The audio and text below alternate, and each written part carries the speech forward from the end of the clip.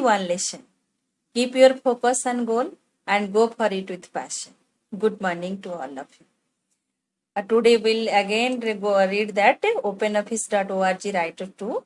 Periodic test 1 is over and all of you relaxed. What I feel. Huh?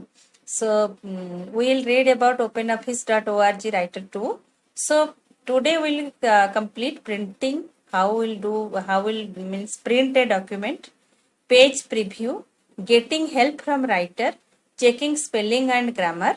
Okay, these all topics today we'll cover in our lesson. Okay, so now let us see how to do it. So first, means suppose when how we'll do printing. Suppose in your computer or your laptop, one printer is installed and that is ready to print. Then you just click on the print file directory icon present on this standard toolbar. This is, see, whenever I am taking the mouse pointer to here, you see it is showing print file directory. Okay, if you only have one printer and it is properly installed and ready to go and want to print a single copy of the current document, just press the print file directory button present on the standard toolbar. This button. Okay, so you will get a printout. And suppose before printing out, we should check how the page will look or what any other arrangements means, any other changes you want to do with that paper. So we always go for format, then we'll go to page. Okay, so page style dialog box will appear. See, here organizer is there. So means footnote area not larger than page area. So these all options are there. If you want, we can use it. Page. So here you can choose the printing. If you want landscape printing or portrait. Okay. Landscape lengthwise, portrait widthwise. And if you want to change the format, means which type of paper you want to use, A4, A3, letter, legal, or this type of paper, if you want, you can change from here which paper you want to, in which paper you want to take the printout. You can select your width and height of the printing area also. So this way you can change here settings for your page. You can change a background also. You can give a header and footer also. You can give borders. You can select the columns also. So all these pages, you can all the settings you can do for a page before you go for a printing work. Okay. So that means next one is your if printing can be as simple as previously described, it is good idea to get into the habit of visiting the page. That is style format page, which now I have shown you. We'll go to format, then we'll go to page, and this is your page style. And that in this box you can set all the styles. What do you want for your page? Then click on the OK button, and then go for the print dialog box to set various things, and then get the desired printing. Okay. Then also suppose you have made a page, and now you want to see how it will look if you will take a printout. Then you go for the page preview option. Okay, page preview option, you will go for file menu. Okay, and then you click on the button page preview. Okay, so see, this is page preview.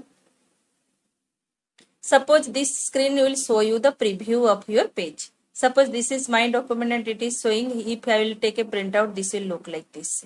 Suppose you want to multiple 2 pages at a time. So you click here, page preview 2 pages. So it will show you 2 pages at a time. Actually, this is the toolbar showing the page preview toolbar. Separate toolbar will appear for showing the preview. Suppose if you want multiple pages, then you click here. Okay. So, if you want multiple pages, you click here. And how many rows, columns you want, you can show here. Okay. So next one is your here book preview. Like this you can see. Okay. And this is your zoom in to increase the size. If you will go for zoom in, then it will go on increasing the size. And this is your zoom out, again to decrease the size if you have increased it. Okay. So like this. So next one is, this is your full screen. If you want to see the document in a full screen, then click here. It will show you in the full screen. And this is your print. If everything you will feel it is good, and if the page is now means ready for printing, then you can click on this print screen button. Okay. So now if whenever your preview will over, then you can click on this close preview button, and it will again take you to the normal page. Okay. So you will be back to your normal view. Okay, so this way you can take a page preview. So I think you understood. You will go to file, then you will go to page preview. Page preview, one toolbar will appear. See, here also two buttons are there. One is for next page, it will show you next page. This is your previous page. This way, if you two pages you want to see at a time, you click here. Okay, and if you want to see the larger view of the page, you can go for zoom in, and for making it small, zoom out. For full screen, you click here, and then for print document, you click on this print document icon, and for closing, you click on the close preview button.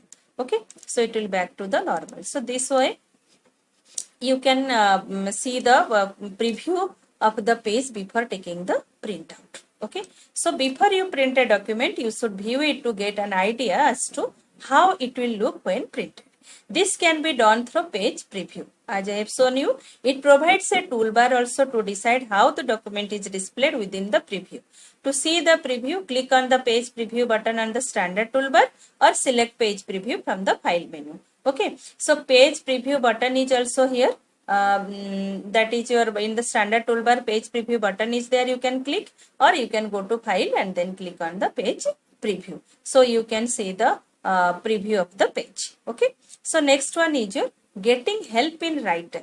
Suppose you are a new user of this writer. Okay, you don't know how to use this software, and you have got this software and you have been given some task to do using this software. So how can you do? Sometimes you don't know how this feature, how can you add? So you can take the help of the writer how to do it. Okay, so how can you do it? You can use the help you see here.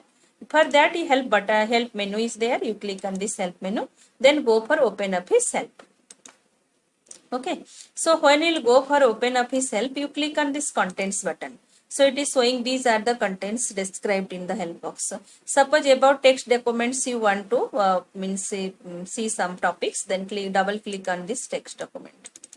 Okay, then this will show you what type of help, which topic you want the help.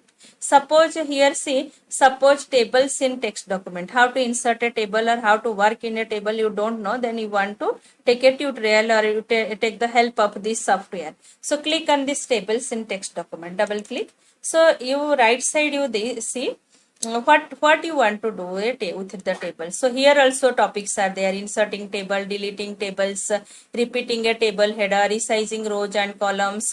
Suppose I want how to insert a table. Click on insert a table. You see it is showing how to insert a table. All the steps are written here, and you will read and do the work. That is the help of the writer. Means already a tutorial is made for you. If you are a new user or you want any help about any topic to do, you can take the help of this writer by clicking on the help menu and then selecting on the contents. Then any contents you want, double click on this. Okay, then it will show you these are the topics. So you click on any topic, double click, then it will show you about the assistance, how to do it about that topic. Okay, so this way you can take the help of the open up his writer to do the work. Okay, so next is your about this after that. So next come how to writer help contents. Now I told you. So now next topic is your using grammar and spell check. Okay, how to use grammar and spell check. So this feature is not new to you. You all have used it in Microsoft Word also, how to use grammar and spell check. Spell check means it is already a dictionary is there. Spelling check and grammar check always done from a dictionary. Okay. So dictionary is already installed in the with this has come with this software. So it will automatically check your grammatical errors and spelling errors. How you will come to know that there is a spelling error or grammatical error? Suppose you have typed something and you will find one red wavy line is under that word, then it is a spelling error. And you suppose you have written a sentence and you found a green wavy line is there, that means it is a grammatical error. Okay, so that means a writer will show you by putting red wavy lines and green wavy lines for spelling errors and grammatical errors respectively. Okay, so for this you know that dictionaries, all the words are stored, English words are stored. It can check the spellings automatically, but some spellings are there just like person's name, place, and other things which are not generally in the dictionary. So whenever you will type that type of words, it will show you error. Suppose if you want that this should be my word, it is not an error, then you can add this to another dictionary. You can create your own dictionary, a custom dictionary, and you can store these words whichever you want to use, so that OB lines will not come in your document. Otherwise you can accept it, or you can ignore it also. Okay, by ignoring that, red OB lines and green OB lines will be removed from your word, and if you will accept it, then also it will be removed. Otherwise you can create your own custom dictionary, and you can store your own words, so that whenever you will type in your document, it will not show that these names, places, and other proper nouns are not errors. Okay, so how to do it?